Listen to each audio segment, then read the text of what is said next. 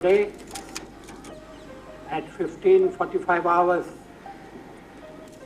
India conducted 3 underground nuclear tests in the Pokhran range. देखो, सर्व समाज को लेकर चलना बीजेपी की नीति रही। हम किसी जात विशेष की पार्टी न थे, न है, न आगे होने वाले। 1 नहीं 5 कर दिया और अमेरिका ने प्रतिबंध लगाया। कांग्रेसी जहां बैठ रहे हैं, नेता हो तो अटल जैसा होना चाहिए। जब मनमोहन सिंह सरकार में 7 मिनिस्टर जेल गए, भ्रष्टाचार चरम पर हो गया, तो उसमें ये बैठक जो है, मैं इस पर कुछ नहीं कहना चाहता। ये आंतरिक मामला है, जहाँ कहना वहाँ कहूँगा। वही पंकज चौधरी के प्रति भावना और स्नेह जो नेतृत्व का था, उत्तर प्रदेश जैसे राज्य का उनको नेतृत्व दिया गया। पंकज जी की लोकप्रियता ये जरूर बनी कि सरल है, सहज है, मिलते हैं, सुनते हैं। पंकज चौधरी को स्थापित किया तो निश्चित ही इसका प्रभाव दिखाई दे रहा है। पंकज जी आम जनता की पसंद हो गए, क्योंकि आम जनता इन अपराधियों से उब गई थी। माननीय मोदी जी ने इनके प्रति भी जो उनका स्नेह था, इनके घर जाके इनके मां को प्रणाम किया। पंकज चौधरी के अध्यक्ष बनने के साथ ही अखिलेश जी का पीडीए समाप्त हो गया। देखिए, श्री पंकज चौधरी के प्रदेश अध्यक्ष बनने के बाद जो हमारा कार्यकर्ता लोकसभा में शिथिल था, जो कार्यकर्ता लोकसभा में निराश था, उसके अंदर एक नया विश्वास जगा है। अच्छे मतों से मैं जीता। सपा बसपा गठबंधन के बाद मैं 2,86,000 से जीता। वहाँ शिवसेना के भय से, चूंकि शिवसेना उत्तर भारतीयों को बाहर करती चलाती थी। ये बात कल्याण सिंह ने आपसे कही जी, कि आप चुनावी राजनीति से अलग करो। मैंने कहा अगर लड़ना है तो सबसे कमजोर सीट हमारे जिले की थी कौड़ीराम। हाँ। मैंने कौड़ीराम से लड़ा। विभाजित जिले के अध्यक्ष रहोगे, दोनों जिलों के रहे हो तो कद घटेगा, इसलिए तुमको हम संगठन मंत्री बनाना चाहते। मैंने कहा नहीं, मैं चुनावी राजनीति में भाग लेना होगा तो मैं उत्तर प्रदेश में रहा। स्वाभाविक है, पहले फर्स्ट टाइम में लड़कों की रैंकिंग वगैरह होती है। जो लोग हमारी रैंकिंग के लिए इकट्ठा हुए, कर्पूरी ठाकुर के व्यवहार से और जीवन शैली से मैं बहुत डिग्री थी। परिवार की आवश्यकता थी कि मैं कमाऊं। मैं चाहे जिस पद पर रहा, हमेशा अपने को माना मैं एक कार्य करता हूँ। कभी शो पॉलिटिक्स नहीं किया। एक कार्यकर्ता भाव से मैं लोगों से मिलता रहा, चलता रहा। इसलिए भाजपा का जो पूरा एजेंडा था, आज 100% माननीय मोदी जी ने मतलब कंप्लीट हो गया नहीं है। परिवार नियोजन पर तो कोई बात ही नहीं होती, जनसंख्या पर कोई बात ही नहीं। यही आबादी हमारी संपत्ति हो गई। लेकिन सरकार बच सकती थी, लेकिन मैं अटल जी को नमन करता हूँ। उन्होंने कहा कि मेरे लिए सत्ता नहीं बढ़ी, लेकिन मैं भ्रष्टाचार में जिन लोगों को बाहर किया हूँ, इनके वोट से मैं सरकार नहीं बचाऊं। दोस्तों नमस्कार, डीएनएम पॉडकास्ट में आपका स्वागत है। और आज हम एक ऐसी शख्सियत का पॉडकास्ट करने जा रहे हैं जो उत्तर प्रदेश की भारतीय जनता पार्टी की जो पॉलिटिक्स है, मैं उनको चाणक्य के रूप में देखता हूं। भारतीय जनता पार्टी की जो 403 विधानसभा है, एक विधानसभा के बारे में अगर मैं पूछूं आपसे, तो हर विधानसभा का सामाजिक समीकरण क्या है, इसके बारे में 1 मिनट नहीं लगेगा, आप बताने लगते हैं। हम बात कर रहे हैं डॉक्टर रमापति राम त्रिपाठी जी की। डॉक्टर रमापति राम त्रिपाठी जी भारतीय जनता पार्टी के प्रदेश अध्यक्ष रहे, प्रदेश के महामंत्री रहे, गोरखपुर के संगठन मंत्री रहे, सांसद रहे, एमएलसी रहे, और आज हमारे साथ हैं डॉक्टर साहब। आपका बहुत बहुत स्वागत है। आपको बाबूजी के नाम से सबसे ज्यादा लोग जानते हैं भारतीय जनता पार्टी में। लेकिन डॉक्टर साहब की जो पूरी पॉलिटिक्स है, वैसे आपको बताएं कि डॉक्टर साहब ने बीएमएस भी किया हुआ है और पेशे से डॉक्टर रहे हैं, लेकिन अब फुल टाइम पॉलिटिक्स करते हैं। डॉक्टर साहब, हम आपसे ये समझना चाहते हैं कि आखिर ये जो पॉलिटिक्स की शुरुआत, आपके मन में पॉलिटिक्स के बारे में आया कैसे? आप तो डॉक्टरी कर रहे थे बीएमएस की। देखिए, ऐसा है कि मैं बचपन से ही थोड़ा जिज्ञासु स्वभाव का था। और जब मैं पढ़ाई करने गया, उसके पहले ही 1969 में मैं महात्मा गांधी इंटर कॉलेज के छात्र संघ का चुनाव लड़ा। अच्छा। और छात्र संघ का मैं महामंत्री चुना गया। तो मेरी रुचि थोड़ा राजनीति की तरफ थी। जब मैं इंटरमीडिएट पास कर लिया तो मेरी इच्छा थी कि मैं गोरखपुर विश्वविद्यालय में नामांकन कराऊं और विश्वविद्यालय की राजनीति में भाग लूं। पिताजी की इच्छा ये थी, क्योंकि हम परिवार के सबसे बड़े लड़के थे, कि ये कुछ ऐसा करें कि अब परिवार का सहायक बने। तो उन्होंने मेरा नाम आयुर्वेदिक मेडिकल कॉलेज में लिखवा दिया, बिहार में, भागलपुर में। तो मैं वहाँ पढ़ने चला गया। रुचि मेरी पॉलिटिकल थी, तो वहाँ जाने के ही साथ वहाँ 4 कॉलेज थे आयुर्वेद के, बेगूसराय में, बिहार में, मोतिहारी में, पटना में। तो ये सब एक फैकल्टी से अपडेटेड थे, और फैकल्टी इसकी परीक्षा लेती थी, वही डिग्री देती थी। तो मैं, स्वाभाविक है, पहले फर्स्ट ईयर में लड़कों की रैंकिंग वगैरह होती है, तो जो लोग हमारी रैंकिंग के लिए इकट्ठा हुए, तो हमने कहा भाई देखो, मैं तो यहाँ एडमिशन तो ले लिया, लेकिन आप लोग कौन डिग्री, विश्वविद्यालय डिग्री देती हो, डिग्री होती है। तो मैं चाहता हूँ कि आप सब लोग पहले संगठित हो, और मतलब वहाँ भी पॉलिटिक्स? हाँ, विश्वविद्यालय में कॉलेजों का अपडेशन हो, इसका आंदोलन खड़ा करिए। तो उस समय विश्वविद्यालय से अपडेशन के लिए 4 कॉलेजों की एक संघर्ष समिति बनी, और उस संघर्ष समिति का मैं सेक्रेटरी बना। उस समय बिहार में जब मैं पढ़ने गया तो 74 आते आते मैं 71 में एडमिशन लिया।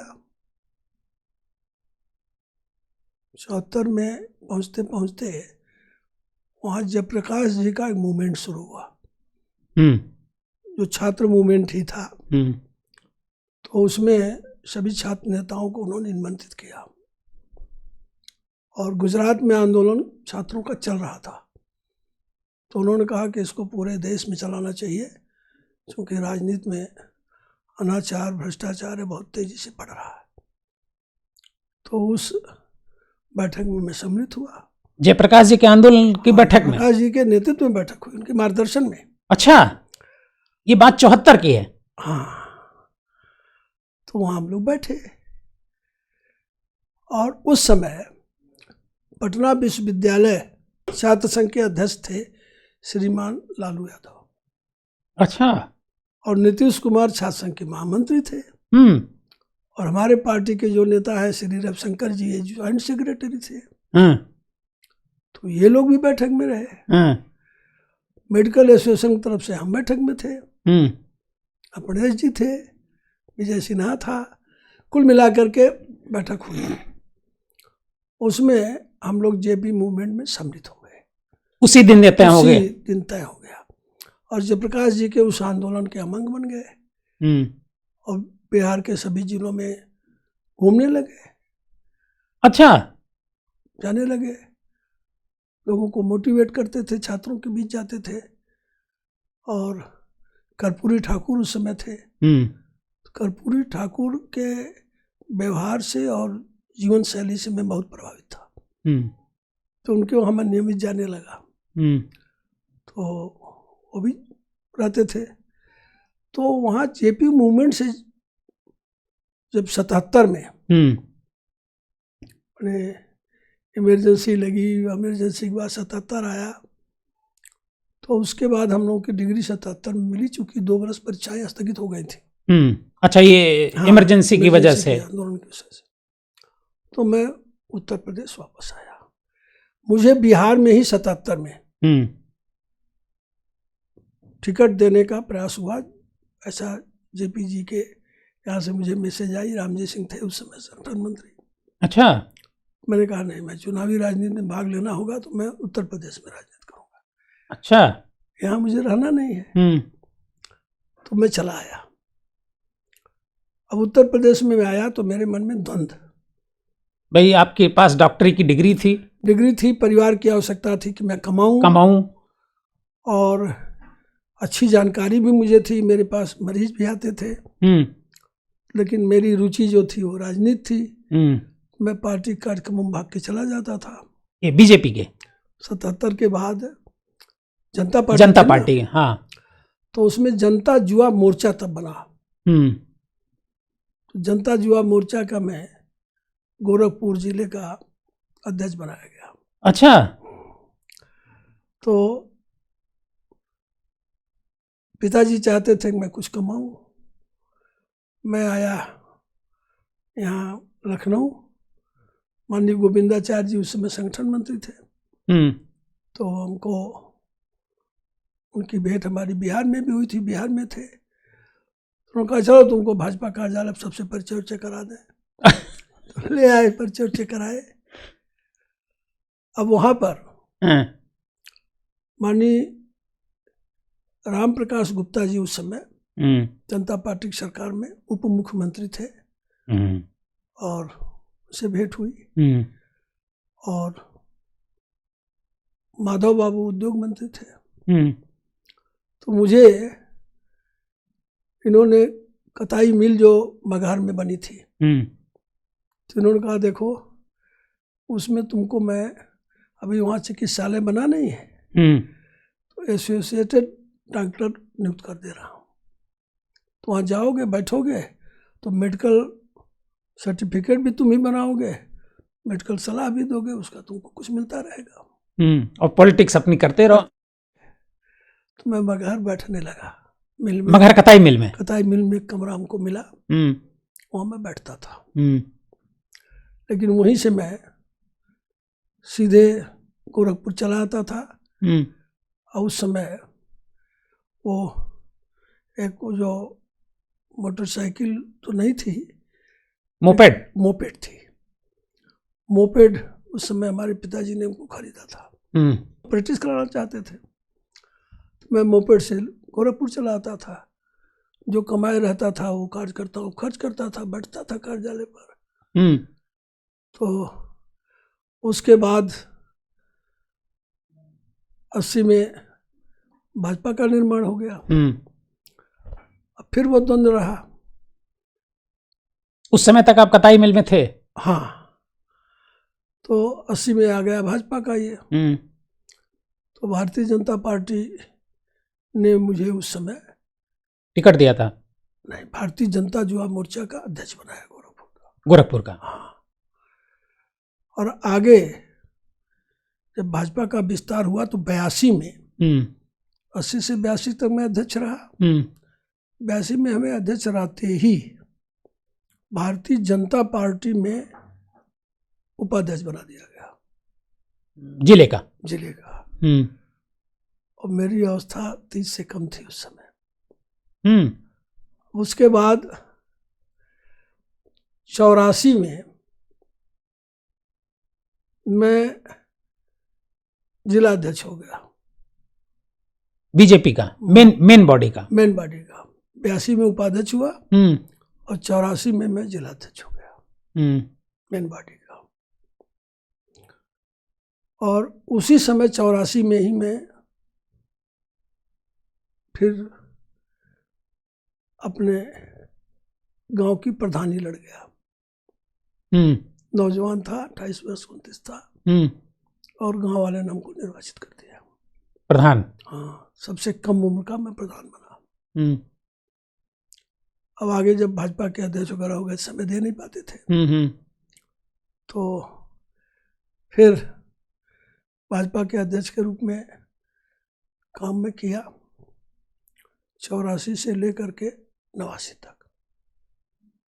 और 89 में गोरखपुर जिले का विभाजन हुआ, महाराजगंज जिला बना।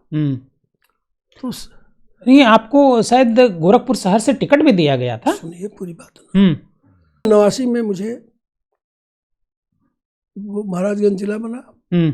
तो माननीय कल्याण सिंह ने मुझको बुलाया, कहला देखो अब तुम विभाजित जिले के अध्यक्ष रहोगे, दोनों जिलों के रहे हो तो कद घटेगा, इसलिए तुमको हम संगठन मंत्री बनाना चाहते हैं। क्योंकि तुम्हारे सब गुण संगठन मंत्री के हैं। प्रचारक में नहीं था। हाँ, क्योंकि प्रचारक ही संगठन संघ का अनुयायी था। तो हमने कहा लेकिन मेरी एक शर्त है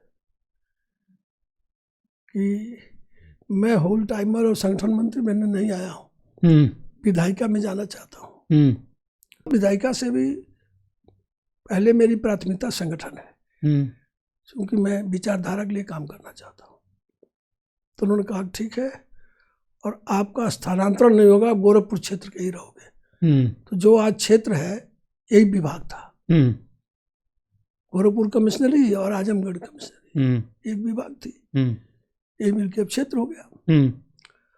तो मैं उसका संगठन मंत्री बना, विभाग संगठन मंत्री गोरखपुर विभाग। और विभाग संगठन मंत्री के रूप में मैं 89 से लेकर के और 91 तक काम करता रहा। फिर 91 में विधानसभा के चुनाव हुए, मुझे प्रदेश ने गोरखपुर नगर से लड़ने के लिए निश्चित किया। लेकिन श्री शिव प्रताप जी हमारे क्लास फेलो भी थे, सहयोगी थे, बड़े मित्र थे, और ये विद्यार्थी परिषद से वापस आए थे। इनकी इच्छा गोरखपुर लड़ने की थी, हमसे व्यक्त की है। अच्छा, तो हमने कहा आप लड़ो गोरखपुर, चलो हम बात करते हैं। कल्याण सिंह ने कहा आप लिख के दीजिए, लिख के दे दिए। आपने लिख के दिया कि शिव प्रताप शुक्ला इनको लड़ाया जाए। और मुझे फिर हमने कहा अगर लड़ना है तो सबसे कमजोर सीट हमारे जिले की थी कौड़ीराम। हाँ, मैंने कौड़ीराम से लड़ा। क्यों लड़ा, ये हम जानते थे कि हम विधायक हो पाएंगे कि नहीं हो पाएंगे, वो विषय अलग है। ज्यादा संभावना थी कि नहीं जीतेंगे। हाँ, ये तो सुरक्षित सीट थी, 3,000 की विधानसभा थी, वो इतना वोट मिलता था भाजपा को। लेकिन मेरा उद्देश्य था कि मैं जनता में नोन बनूं, चुनाव लड़ूंगा तो हाँ, पब्लिक जानेगी, संगठन में कम लोग जानते हैं, वर्कर ही केवल जानता है। तो उसलिए मैं वहां लड़ा और 91 में लड़ा।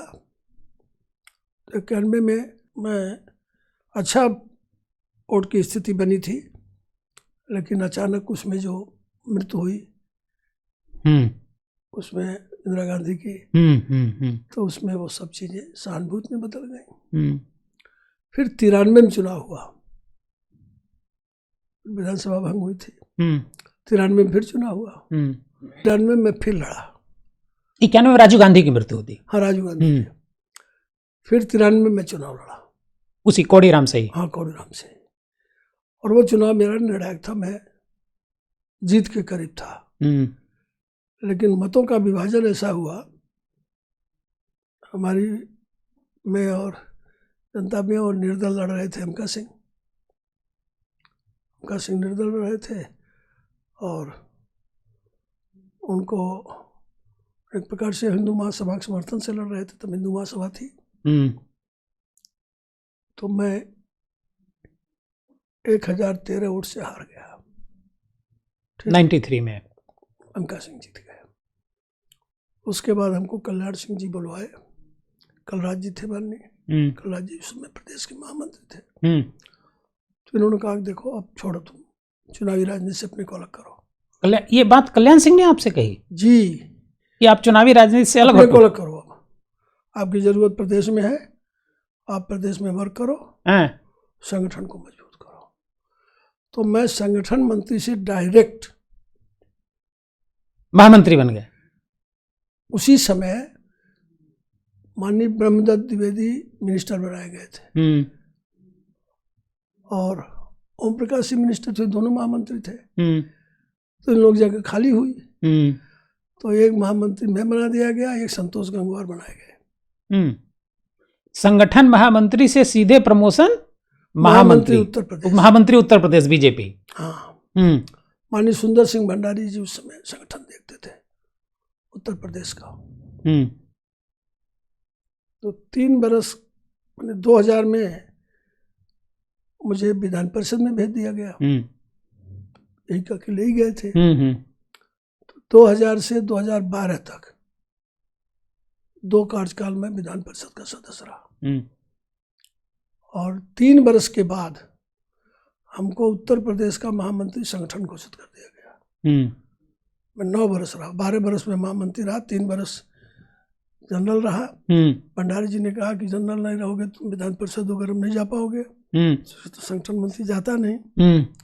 और उसके बाद हम जबकि अब संगठन मंत्री केवल संघ के लोग होते हैं। हाँ, तो मैं महामंत्री संगठन घोषित कर दिया गया और काम करता रहा। 12 वर्ष में रहा।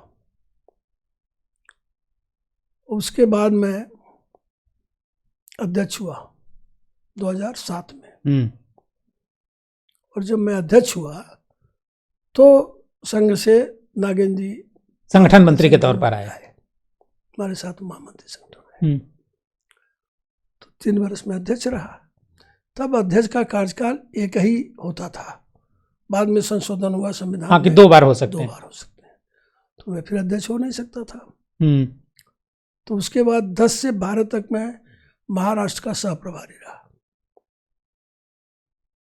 महाराष्ट्र में वेंकैया जी प्रभारी थे, मैं सह प्रभारी था।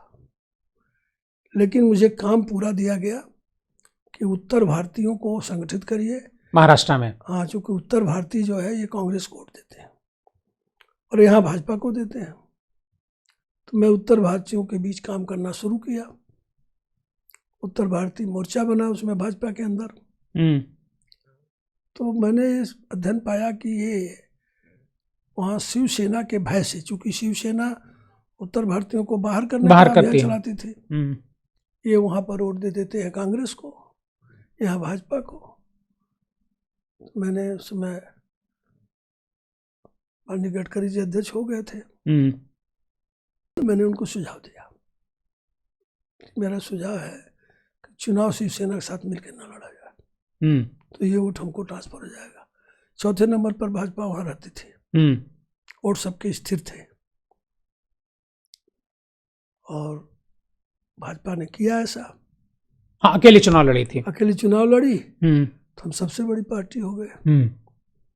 उसके बाद अब देखिए हम सत्ता में आ गए। तो कुल मिला के 2 बरस में वहाँ रहा।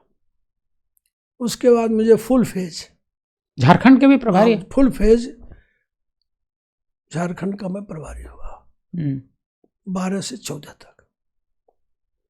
14 में मैं वहाँ प्रभारी था, वहाँ का टिकट वितरण हो गया था, लोकसभा का सब हो गया। उस समय उत्तर प्रदेश में प्रभारी के नाते माननीय शाह जी का आगमन हुआ। राष्ट्रीय महामंत्री थे। तो शाह जी ने जो घूमा टहला उत्तर प्रदेश में, तो उनको ये अनुभूत हुई कि उत्तर प्रदेश में ज्यादा प्रवास में किया हूँ, जानता ज्यादा हूँ। 403 विधानसभा के बारे में बीजेपी के किसी नेता से अगर बात किया जाए उत्तर प्रदेश में, तो हमको लगता है आप अकेले हैं। इसलिए मैं जब मैं महामंत्री संगठन था तो हर मंडल में रात्रि निवास किया, हर विधानसभा का प्रवास किया, लगातार प्रवास करता था। उसमें प्रदेश मेरे सब समझ में आ गया। तो फिर उस समय उन्होंने केंद्रीय नेतृत्व से कहा कि हमको उत्तर प्रदेश वापस बुलवाया झारखंड से। हाँ, 14 के लोकसभा चुनाव में प्रदेश का चुनाव प्रभारी बनाया गया, अभियान प्रमुख, और वो प्रभारी थे। तो आप संपर्क अभियान प्रमुख थे। अब कौन से? चुनाव अभियान प्रमुख, मतलब प्रभारी के बाद सबसे बड़ी पोस्ट नहीं, अध्यक्ष के पैरेलल है, पद नई क्रिएट हुई। तो उस समय मैं माननीय अमित शाह के संपर्क में आया, क्योंकि उत्तर प्रदेश के प्रभारी थे। और एक सीट हम लोग बैठ के अपना 14 का चुनाव लड़ाया गया। उसके बाद अब नतीजा भी बहुत अच्छा आया। ऐसी परिस्थिति बनी कि 19 में मुझे लोकसभा का चुनाव लड़ने के लिए कहा गया देवरिया से। मैं लड़ा, अच्छे मतों से मैं जीता। सपा बसपा गठबंधन के बाद मैं 2,86,000 से जीता। उसके बाद मैं सांसद रहा। लेकिन 2024 में आपका टिकट कट गया। दोनों बात कह सकते हैं। मैं किसी से टिकट के लिए कहने ही नहीं गया, 1.5 महीना रुका रहा, क्योंकि मैं टिकट पहले भी नहीं मांगा था, 2019 में भी नहीं मांगा था। तो बिना मांगे पार्टी ने दिया था। तो हमने कहा पार्टी उचित समझेगी, लड़ाएगी, नहीं लड़ाएगी। क्योंकि मेरी रुचि हमेशा संगठनात्मक रही और जनता रही।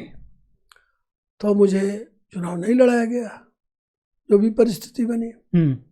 लेकिन मैं पॉजिटिव वर्किंग किया, तो हमारे जो वर्तमान प्रत्याशी हैं जीते हैं उसके लिए प्रयास किया। तो उसके बाद से आज की तारीख में, ये चुनाव के बाद से ऐसी स्थिति है कि आज मैं न तो किसी संगठनात्मक दायित्व में हूँ, न विधायिका के दायित्व में हूँ। लेकिन मुझे इस बात की खुशी है कि कार्यकर्ताओं में पकड़, मेरी मान्यता, मेरे प्रति सम्मान, मेरे प्रति लगाव बना हुआ है। उसका कारण ये रहा कि मैं चाहे जिस पद पर रहा, हमेशा अपने को माना मैं एक कार्यकर्ता हूँ। कभी शो पॉलिटिक्स नहीं किया, एक कार्यकर्ता भाव से मैं लोगों से मिलता रहा, चलता रहा, और उसी का आज परिणाम है कि मैं किसी दायित्व पर नहीं हूँ, लेकिन प्रदेश के कार्यकर्ता हम पर विश्वास भी करते हैं, हमसे लगाव भी रखते हैं और मेरे से परामर्श भी करते हैं। 2027 के चुनाव को लेकर के बीजेपी ने अभी से रणनीति जो है एक तरीके से बनानी शुरू कर दी है और चौधरी को अध्यक्ष बनाया है। एक निश्चित तौर पर एक 2024 में जिस तरीके से समाजवादी पार्टी यहाँ पर जीती और बीजेपी को नुकसान उठाना पड़ा, जिसकी वजह से पूर्ण बहुमत की सरकार दिल्ली में नहीं बन पाई, 2027 में आपको क्या लगता है कि पंकज चौधरी के, मैं पंकज चौधरी अध्यक्ष बने उनके बारे में बाद में बात करूंगा, पंकज चौधरी के अध्यक्ष बनने के बाद 2027 के लिए क्या मजबूत नजर आ रहा है कि 2027 बीजेपी जीत ही जाएगी?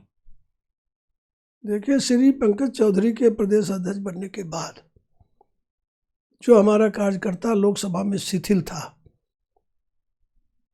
जो कार्यकर्ता लोकसभा में निराश था, उसके अंदर एक नया विश्वास जगा है और पंकज चौधरी एक निर्विवाद व्यक्ति के रूप में संगठन के कार्यकर्ताओं में स्थापित हुए।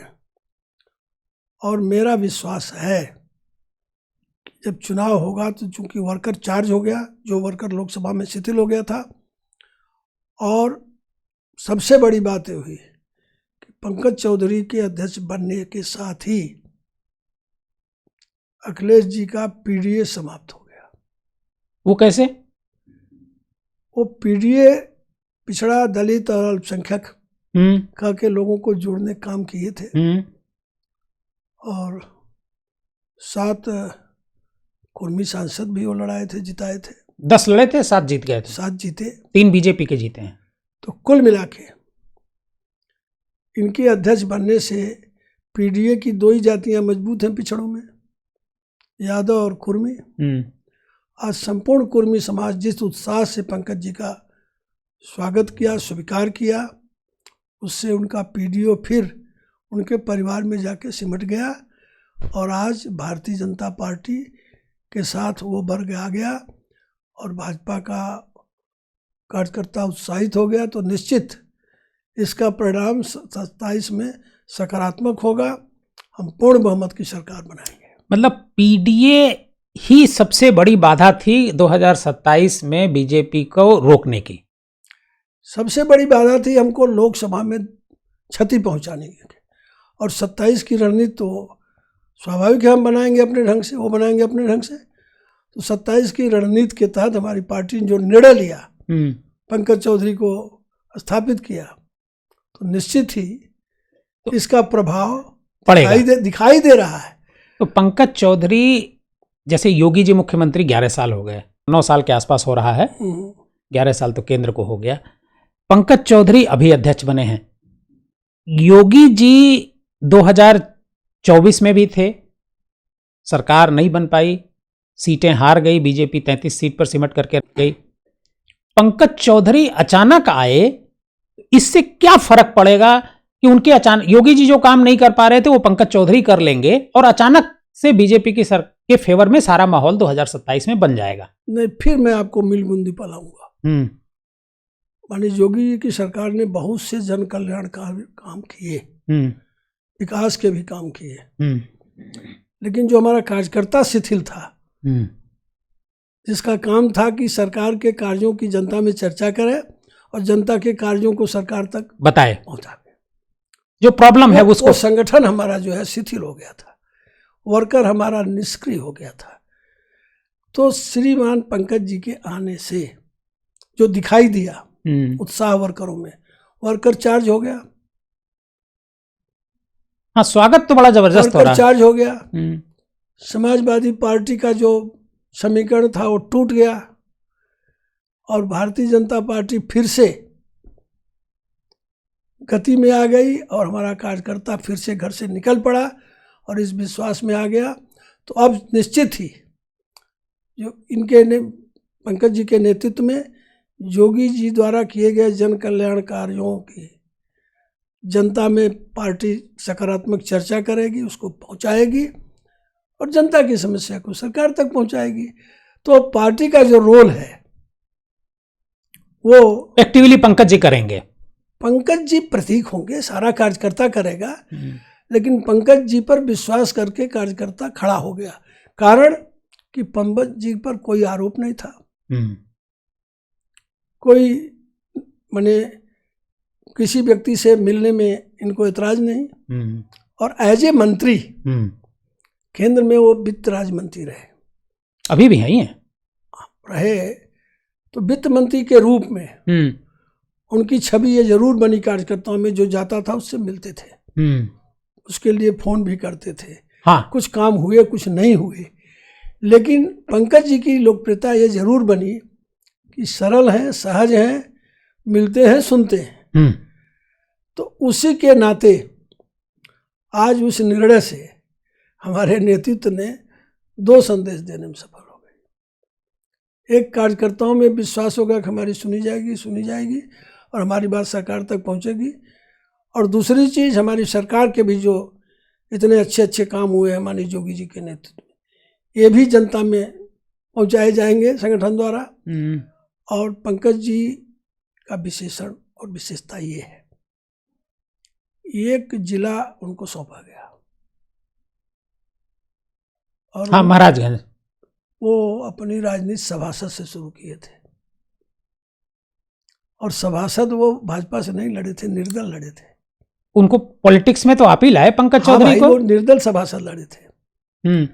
मेरा कार्यालय रेती चौक पर था, उसी में उनका घर था, भेंट होती थी, बात होती थी। मैं उनको भाजपा में सम्मिलित कराया और फिर वो डिप्टी मेयर लड़े, उसमें भी व्यवधान आए, हाईकोर्ट तक गए।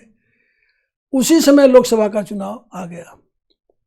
91 की बात है। हाँ, वो सभासद रहे तभी 91 का चुनाव घोषित हो गया। और उस समय मैं संगठन मंत्री नाते दौड़ा तो करता ही था। तो महाराजगंज का जो समीकरण था सामाजिक, उसका जो मैंने अध्ययन किया, उसमें लगा कि यहाँ हमको कुर्मी लड़ाना चाहिए, कुर्मी वर्ग का कैंडिडेट देना चाहिए। और मैंने इनसे आग्रह किया कि आप लड़ो लोकसभा। उसी बार तो शायद वीरेंद्र शाही, हरिशंकर तिवारी दोनों लड़ रहे थे। इनको मैंने लड़ने के लिए कहा तो स्वाभाविक ही आश्चर्यचकित हुए कि हम तो गोरखपुर बाहर कहीं गए नहीं। हम कहे चलो, निर्विवाद हो, नए आदमी हो, क्षमता आपकी है। तो इनके जो बड़े भाई थे उन्होंने स्वीकृति दिया, नहीं लड़ाइए, कोई चीज़ नहीं होगी तो ये छवि तुम्हारी हो जाएगी कि हम पॉलिटिकल हम लोग हैं। अभी तो हमारा जो कारखाना है रात रूह का, लोग उसी तेल वाला जानते। हाँ, वही जानते हैं। मेरी पहचान भी बदलेगी। और माननीय पंकज जी प्रत्याशी हुए। उस समय स्थिति ये थी कि गोरखपुर से जा करके गोरखपुर के सभी माफिया वहीं से चुनाव लड़ रहे थे। माननीय हरिशंकर तिवारी जी, वीरेंद्र शाही जी, और उसके बाद हर्षवर्धन सिंह जी लड़ रहे थे, जितेंद्र जी कांग्रेस से लड़ रहे थे। कुल मिला के सारे लोग वहीं लड़ रहे थे और उसमें ये प्रत्याशी भाजपा के बने। मैं नाम नहीं लूंगा, लेकिन एक प्रत्याशी उसमें से हमको फोन किए, डॉक्टर साहब आपको बहुत बहुत धन्यवाद। हम कल किस बात का? कहना कि आपने जो इसको कैंडिडेट बना दिया तो इससे हमको लाभ होगा। वो वोट थोड़ा बहुत भी काटेगा हाँ। सीटिंग सांसद हर्षवर्धन थे, तो कमजोर होगा, हम मजबूत हो जाएंगे। हम कहें नहीं, आप भूल कर रहे हैं।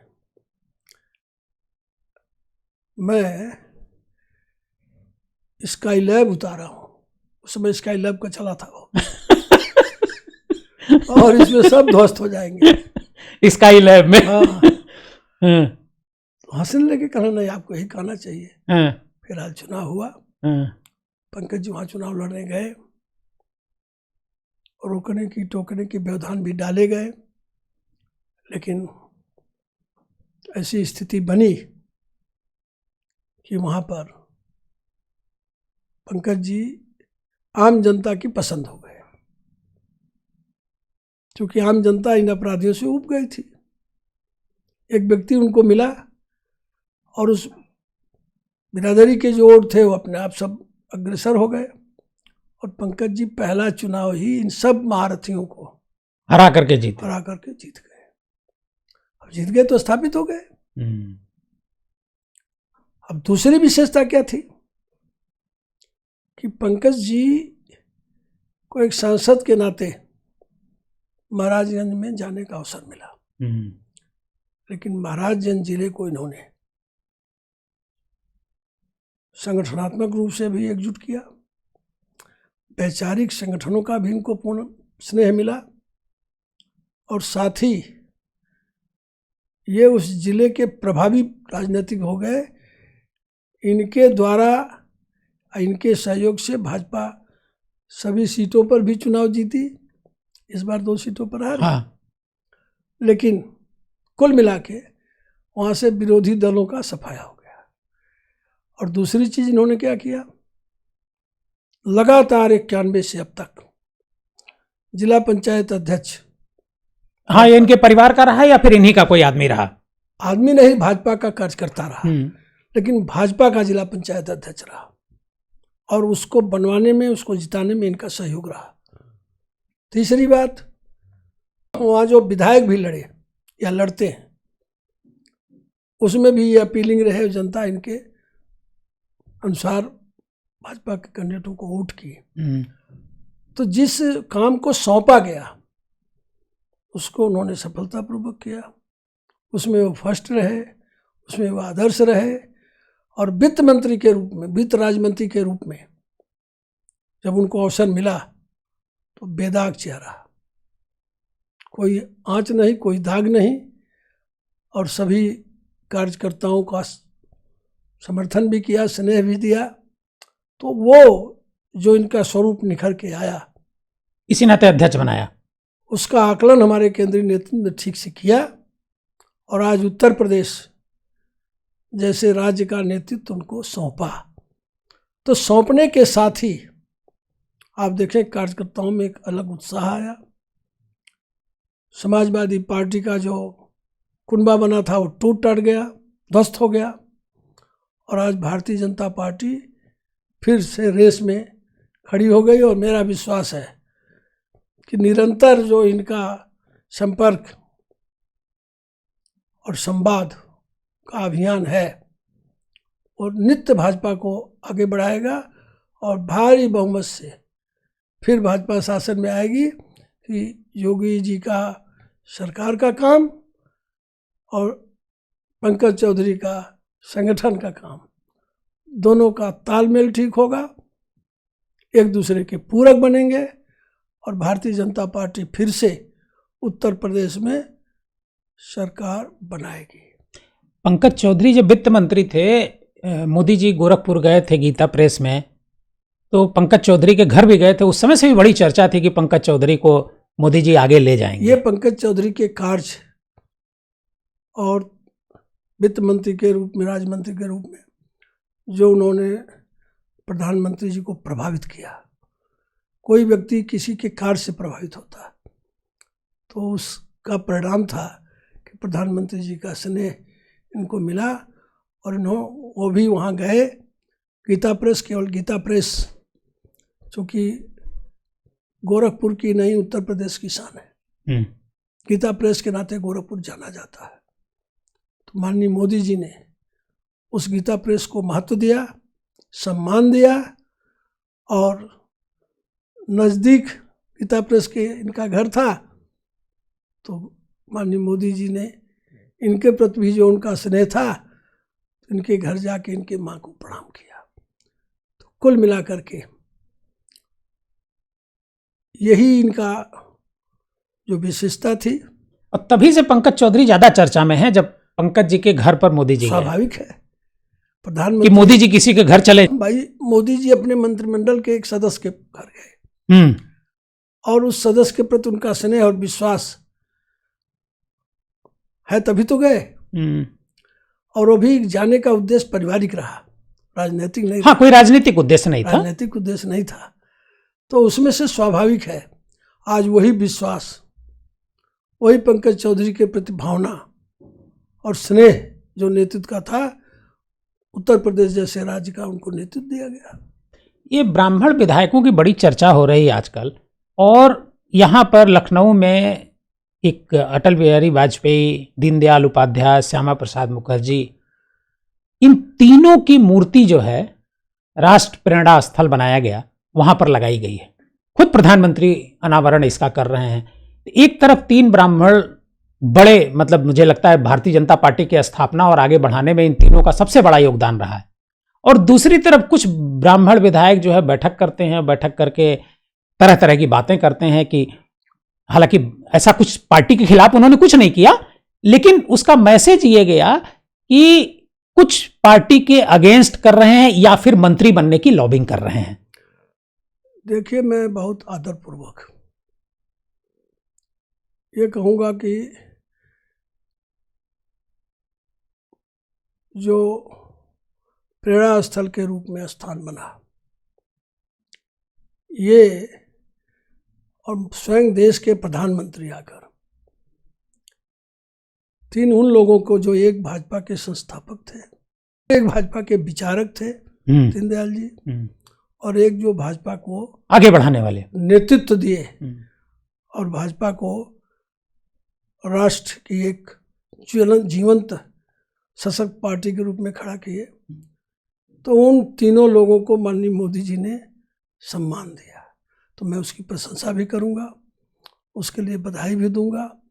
दूसरी बात, भारतीय जनता पार्टी का किसी जात का व्यक्ति हो, भाजपा का जो सदस्य है, विधायक है, सांसद है, उसके घर में इन तीनों फोटो दिखाई देंगे। तो एक तरफ हम इतने सम्मानित और पार्टी के प्रतीक हैं, तो उसमें ये बैठक वैठक जो है, मैं इस पर कुछ नहीं कहना चाहता। ये आंतरिक मामला है, जहाँ कहना वहाँ कहूँगा। लेकिन मैं ये दृश्य आपके सामने रखा कि भाजपा अगर महत्व नहीं देती तो आज ये स्थिति रहती। भाजपा महत्व नहीं देती तो इतने लोग विधायक हो पाते, टिकट पाते। अच्छा, 56 MLA हैं बीजेपी में, भाजपा ने ही टिकट दिया। तो भाजपा ने हमेशा प्रतिभा का सम्मान किया है, कार्यकर्ता का सम्मान किया है और इस विचार का सम्मान किया है। और भाजपा सर्व समाज की पार्टी है, इसलिए मैं जाति बैठक पर कुछ नहीं कहूँगा। उसमें जो मुझे व्यक्तिगत विचार है वो पार्टी के फोरम में रखूँगा। आप चूंकि संगठन मंत्री भी रहे और प्रदेश के भी संगठन मंत्री रहे, अब तो संघ की तरफ से संगठन मंत्री आते हैं। तब की भाजपा और अब की भाजपा, जैसे भाजपा इस समय हर चुनाव जीतती है, जो भी चुनाव लड़ती है भाजपा जीतती है, और भाजपा ने रणनीतिक तौर पर अपने को बदला है।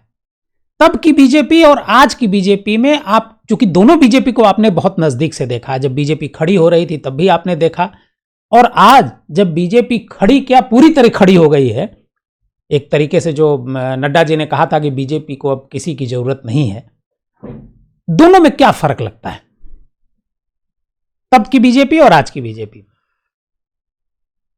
देखिए, आप दोनों को इस दृष्टि से देखिए कि आपका बाल्यकाल, युवा काल और आज, तो वो बीजेपी का बाल्यकाल था। बीजेपी बनी थी, बीजेपी सही अर्थों में देखें तो जनसंघ से अगर इसकी यात्रा देखें तो बीजेपी एकमात्र पार्टी है जो सत्ता के लिए नहीं बनी थी, आकांक्षा महत्वाकांक्षा के लिए नहीं बनी थी।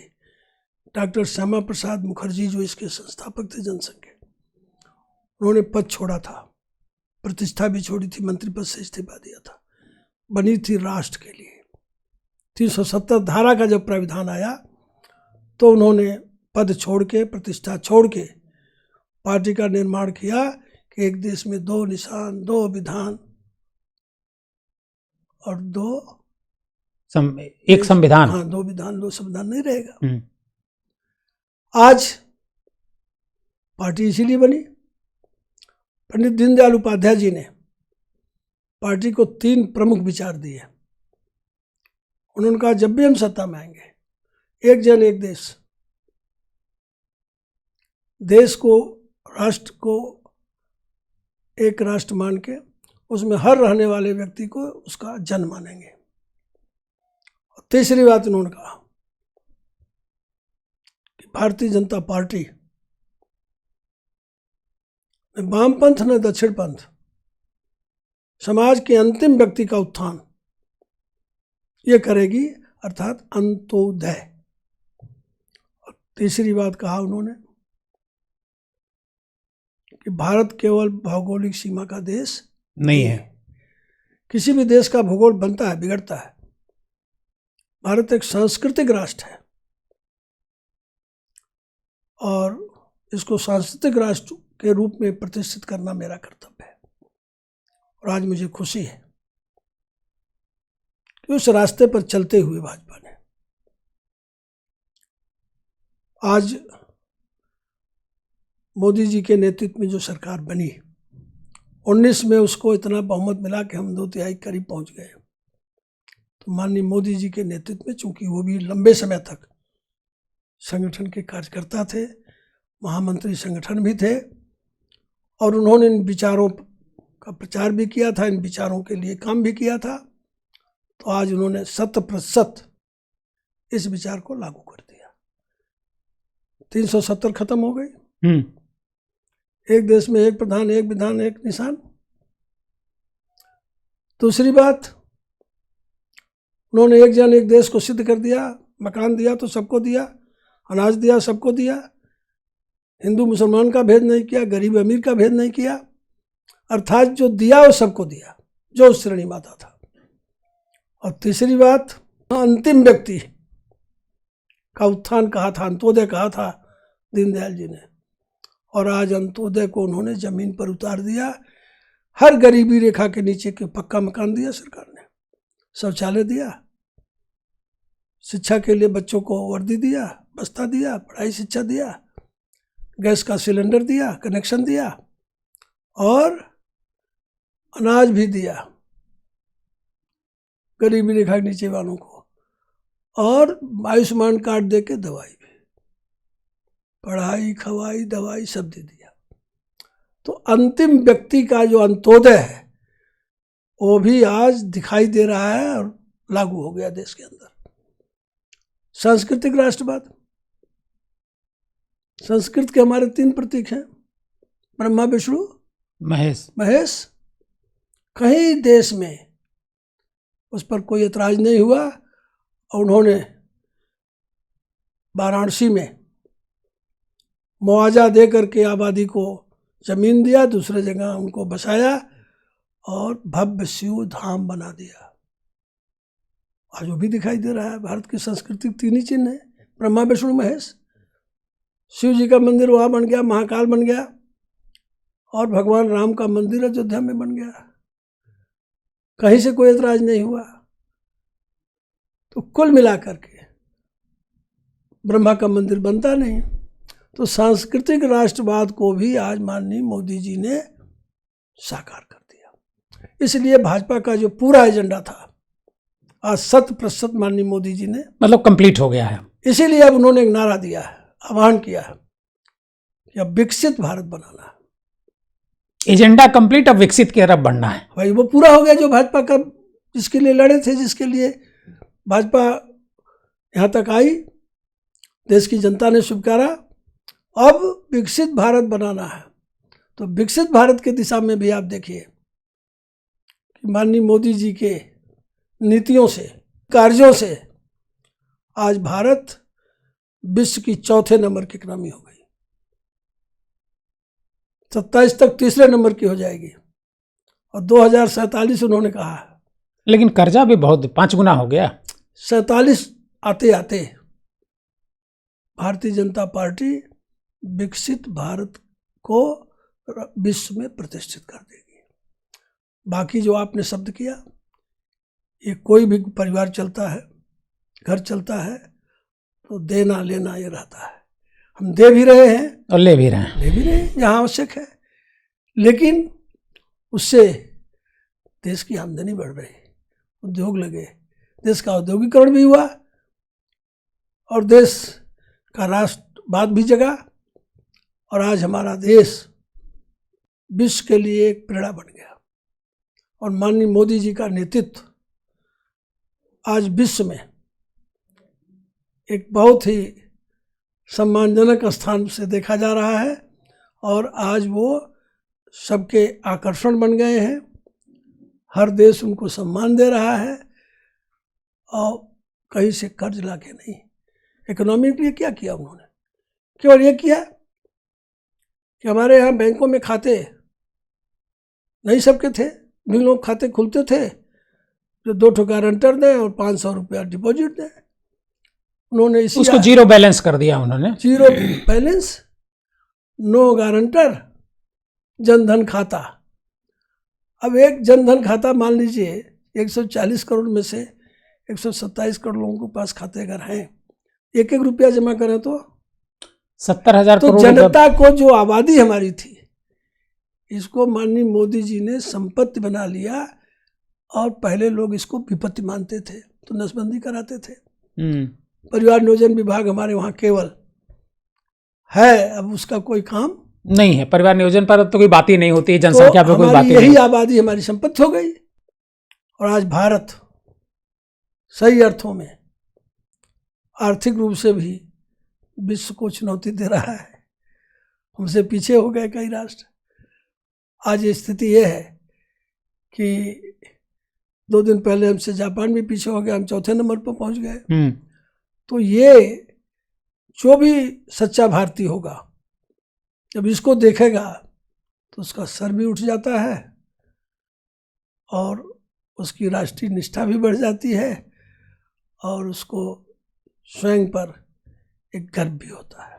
जब अटल बिहारी वाजपेयी प्रधानमंत्री थे, आपने उनके साथ भी काम किया, बड़ी नजदीकी के साथ काम किया, और आज मोदी जी के साथ काम कर रहे हैं। वाजपेयी जी की सरकार एक वोट से गिर गई थी, और आपने भी कोशिश की थी उस सरकार को बचाने की। जी हाँ।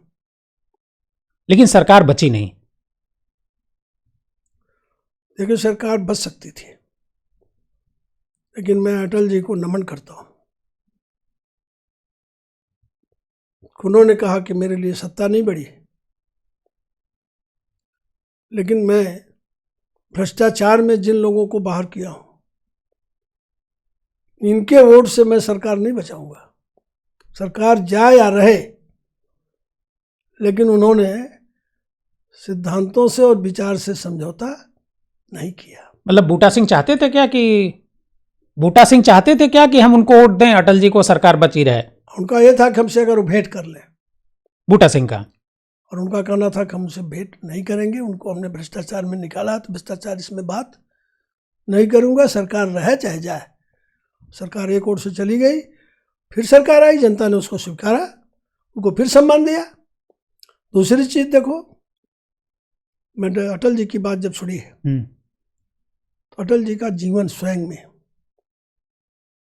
एक प्रेरणा है।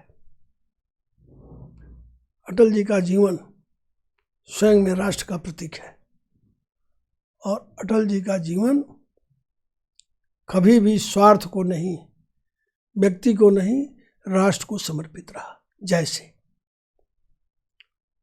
हमेशा उन्होंने सकारात्मक राजनीति किया।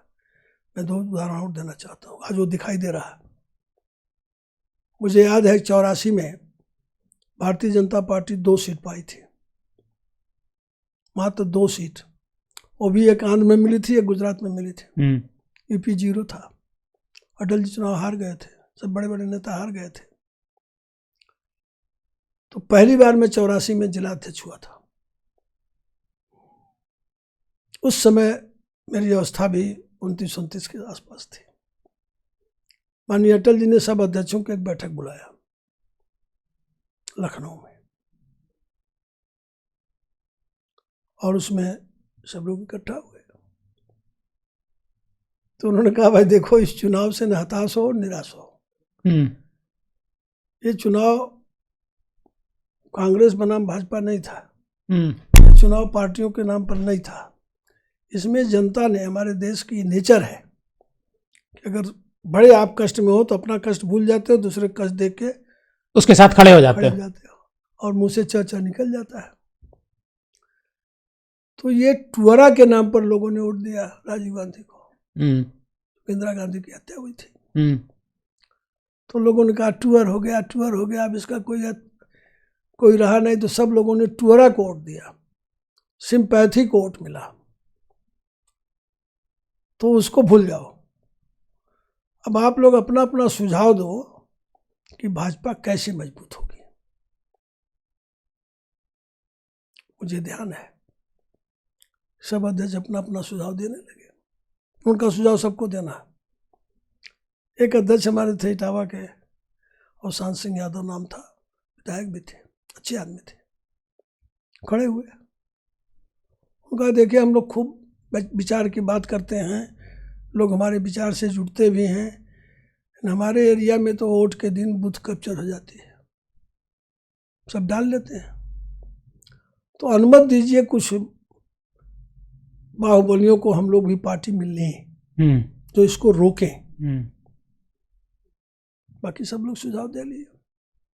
मुझे याद है कि जब अटल जी बोलने खड़ा हुए तो उन्हीं के सुझाव को टारगेट किए। अच्छा। उनका भाई अभी एक सुझाव दिया गया। तो भारतीय जनता पार्टी का निर्माण सत्ता के लिए नहीं हुआ था, राष्ट्र के लिए हुआ। और ऐसे तत्व तो राष्ट्र के लिए घातक होते हैं, सत्ता का दुरुपयोग करते हैं। मेरी पार्टी में कोई बाहुबली नहीं लिया जाएगा। और एक शब्द उन्होंने कहा था, वो आज दिखाई दे रहा। उनका देखो, इति और अति दो शब्द है। इत से कोई चीज शुरू होती है, लेकिन जब उसका अति होता है डैश डैश डैश, तो फिर इति पर आता है। तो वेट करो, भ्रष्टाचार शुरू हो गया है, अनाचार शुरू हो गया है। जब इसकी अति होगी तो जनता ढूंढेगी कौन। उस समय के लिए तैयार करो भाजपा को। मुझे सत्ता की जल्दी नहीं है। और आज मैं देख रहा हूं, जब मनमोहन सिंह सरकार में 7 मिनिस्टर जेल गए, भ्रष्टाचार चरम पर हो गया, तो देश की जनता लगी ढूंढने का देशवा कैसे बचेगा। तो देश के नाम पर राष्ट्रीयता जो जगी, उसने भाजपा और मोदी जी का जो नेतृत्व था गुजरात में, वो लोगों के लिए अनुकरणीय हो गया। उसमें से अत के बाद इति हो गया, जो अटल जी कहे थे। आज हम फिर वहीं पहुंच गए। अटल जी आपको बड़ा प्रिय थे, दूसरी चीज बहुत मानते थे आपको। देखिए, चूंकि वो लखनऊ के सांसद थे, मैं प्रदेश का महामंत्री था, तो जब वो आते थे तो घर परिवार तो था नहीं, तो प्रोटोकॉल उनका आप ही देखते थे, कार्यालय पर आता था। तो मेरी अभिलाषा रहती थी सवेरे में चाय लेके जाऊं। अच्छा। चाय कार्यालय जाती थी, जलपान टंडन जी के यहाँ से आता था, भोजन कहीं तक रहता था। तो मैं जब चाय लेके जाता था तो स्वाभाविक है वो पूरा हालचाल पूछते थे प्रदेश की और कुछ अपने सहयोगियों की, तो बातचीत होती थी। दूसरा पक्ष में बताऊं, अटल जी ने हमेशा राष्ट्र को ध्यान में रख के सकारात्मक राजनीति किया। आपको मैं 2-3 उदाहरण दूं। अटल जी विपक्ष के नेता थे और बांग्लादेश का निर्माण हुआ। इंदिरा गांधी ने मुजीबुर रहमान का सहयोग किया, सेना भेजा, तो अटल जी ने, विपक्ष के नेता थे, कहा कि इंदिरा गांधी रणचंडी है, दुर्गा के अवतार है। बड़ा लोगों को, हमारे जो समर्थक थे, उनको बुरा लगा होगा। वो कहे कि ठीक है, ये नहीं बोलना चाहिए था, ये कुछ ज्यादा हो गया, कुछ ज्यादा हो गया। तो माननीय अटल जी आए लखनऊ। तो हम लोग पहुंचे। तो उनके साथ के जो लोग पढ़े उड़े थे, 2-3 लोग थे, भगवती शुक्ला थे, राम कुमार वर्मा थे, लोग आए। तो अटल जी ने हालचाल पूछा। तो ये लोग धीरे से कहे कि अटल जी बहुत तो ठीक बा, यही के बड़ा सब चर्चा करता, कहीं नहीं पाता, लेकिन ये सब कहता ही नहीं बोली चाहत रहा। हाँ, कि रणचंडी है। सुने, अब देखिए अटल जी की दृष्टि कैसे राष्ट्रवादी थे। उनका हमारी पार्टी का निर्माण राष्ट्र के लिए हुआ था, राष्ट्र के हित में वो हुआ कि नहीं, सब लोग उनका हुआ। तो कहने मैं ये बोल दिया, लेकिन मुझे लाभ क्या हुआ वो सुनो। राजनीतिक इतना माइनोट। उन्होंने कहा कि वैसे अकेले उसकी चर्चा हो रही थी, अब आप लोग जो कह रहे हो वो कहो, हमारी भी चर्चा हो रही है। लेकिन कांग्रेसी जहां बैठ रहे हैं, नेता हो तो अटल जैसा होना चाहिए कि राष्ट्र के सवाल पर खड़े हो गए। तो मैं आधे का भागीदार हो गया, उस मेरे भी साथ वो जस जुट गया, नहीं तो मैं क्या पाता। और आप देखिए आगे चल के जब 96 का चुनाव आया, तो माननीय आडवाणी जी ने यही नारा दिया कि देश का नेता कैसा हो, अटल बिहारी। उसी में चुनाव लड़े हम लोग, और लोगों ने दलों से ऊपर उठकर अटल जी को प्रधानमंत्री बनाने के लिए वोट दिया। दूसरी बात मैं बताऊं कि जब अटल जी विपक्ष के नेता थे, उस समय स्वर्ण मंदिर में सेना भेजना पड़ा था इंदिरा गांधी को, क्योंकि अगर नहीं भेजती तो आज पंजाब आपके पास नहीं होता, खालिस्तान। उस समय भी अटल जी ने उसका समर्थन कर दिया। ठीक निर्णय है। और अकाली दल से हमारा समझौता जो चल रहा था एकदम 52 से, हाँ, वो टूट गया था, टूट गया। लेकिन अटल जी ने राजनीतिक हित नहीं देखा, राष्ट्र हित देखा। हमारी सीट वहां नहीं मिली बाद में।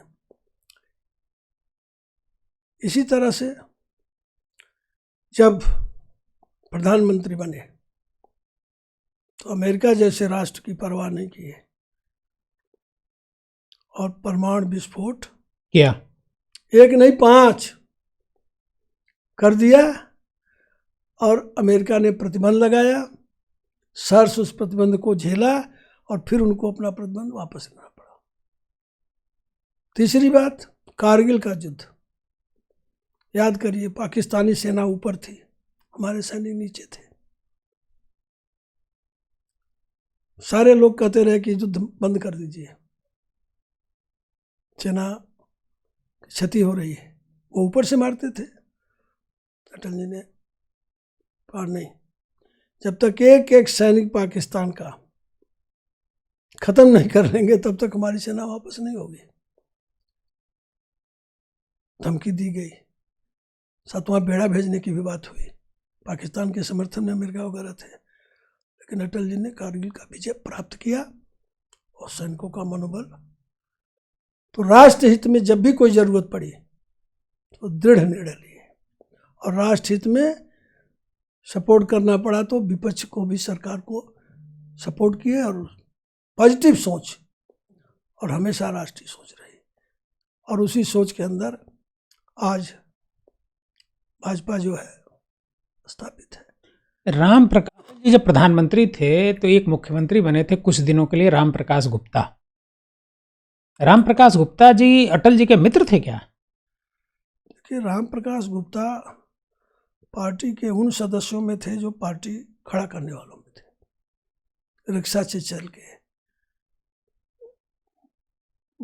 ठेला पर बैठ के, किसी पर जिलों का दौरा किए, जनसंघ के अध्यक्ष भी रहे। और राम प्रकाश गुप्ता को आपको याद होगा कि जब सरकार बनी थी मिली जुली, तो उसमें उप मुख्यमंत्री भी रहे। हाँ, जनता पार्टी की सरकार में। हाँ, उसमें मुख्यमंत्री भी रहे, उप मुख्यमंत्री रहे। तो राम प्रकाश गुप्ता पार्टी के स्थापित नेता थे। लेकिन मैं याद दिलाऊं, 93 में मेले थे, 96 में उनको माननीय अटल जी ने बुलाया और कहा देखो तुम अब बुजुर्ग हो गए,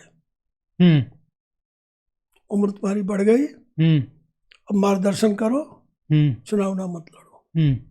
चुनाव की राजनीति से बाहर कर दिया। और वो तब भी रोज कार्यालय आना, कार्यालय पर आके अखबार पढ़ना, बैठना। मैंने अटल जी ने उनको रिटायर कर दिया। रिटायर कर दिया और वो भी अपने रिटायर कर लिए।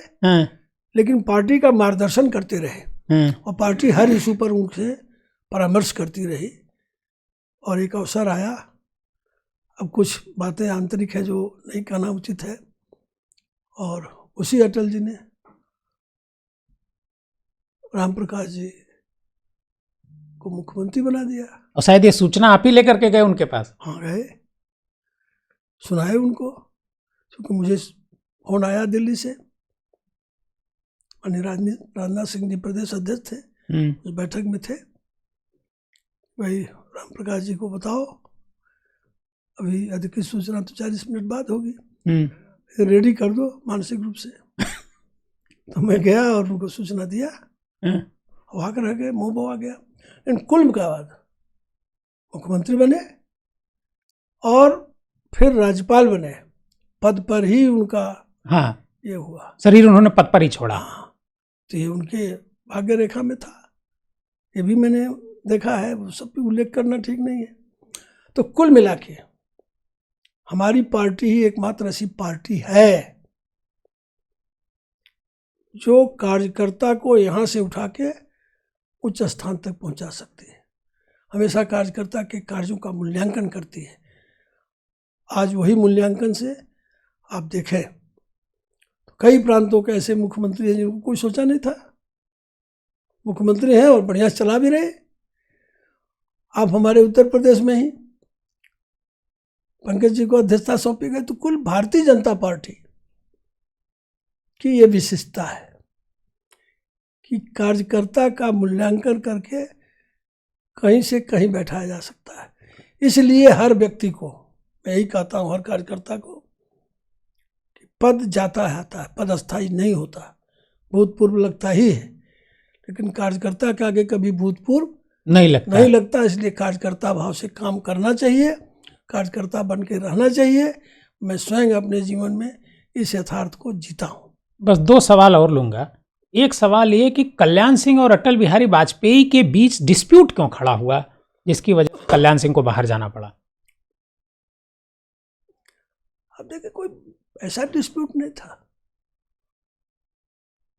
क्योंकि कल्याण सिंह से भी आपके बड़े अच्छे रिश्ते रहते नहीं था, वो दोनों का एक दूसरे का सम्मान करते थे। लेकिन कहीं न कहीं कल्याण सिंह राम जन्मभूमि आंदोलन के सफल होने के बाद, आपको ध्यान हो तो कल्याण सिंह ने, आदेश हो गया था सुप्रीम कोर्ट से सेना भेजी जाए, लेकिन उन्होंने निर्देश नहीं दिया, रोके रहे। और जब ढांचा खत्म हो गया, एक एक ईंट कहाँ चली गई पता ही नहीं चला, तब कल्याण सिंह ने फोर्स भेजी और तुरंत उन्होंने पद से इस्तीफा दिया।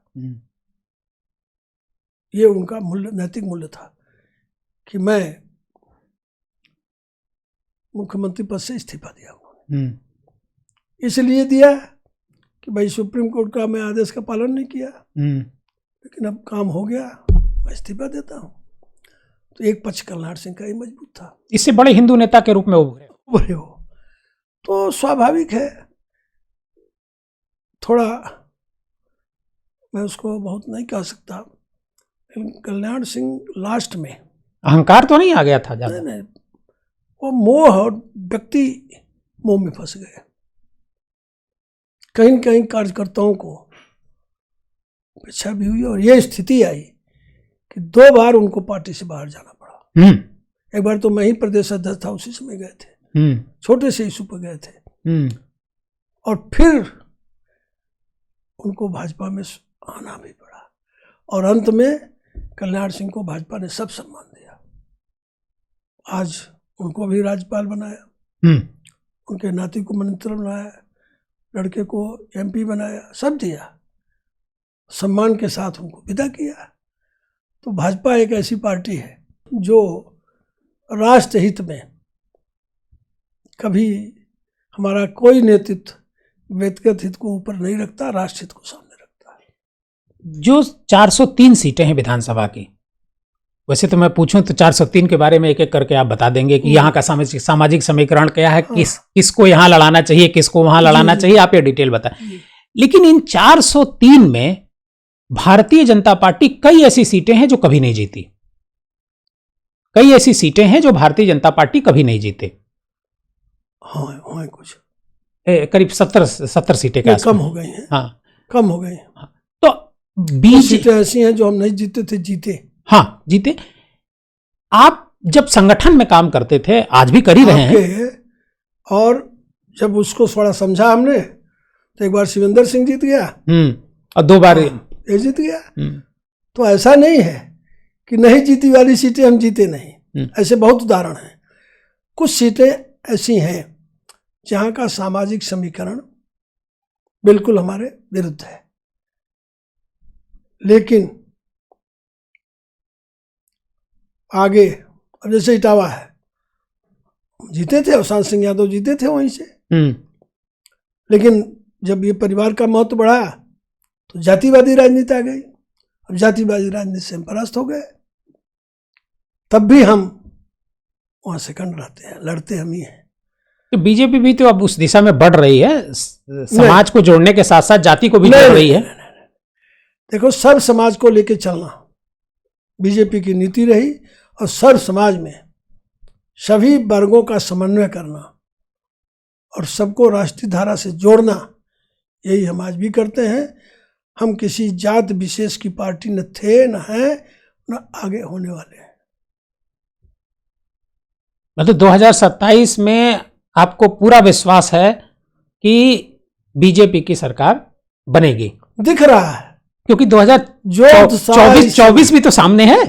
जो उत्साह इस समय जनता में आया है, जो उत्साह कार्यकर्ताओं में पैदा हो गया, उससे स्पष्ट दिख रहा है कि भाजपा भारी बहुमत से आ रही है। आपका बहुत बहुत धन्यवाद डॉक्टर साहब डीएनएम पॉडकास्ट में शामिल होने के लिए। और वैसे तो डॉक्टर साहब के साथ अगर पॉडकास्ट करें तो हमको लगता है कि पूरा दिन गुजर जाएगा। एक एक सीट पर वो बता सकते हैं कि किस सीट पर कौन भारी रह सकता है। वो विपक्ष की बातें भी बताते हैं, ऐसा नहीं है कि वो सिर्फ भारतीय जनता पार्टी की बताएंगे, ये भी बताएंगे कि बीजेपी यहां पर कमजोर है तो यहां पर मजबूत कौन है, समाजवादी पार्टी है, बसपा है या कांग्रेस है। बहुत बहुत धन्यवाद डॉक्टर साहब। धन्यवाद, नमस्कार।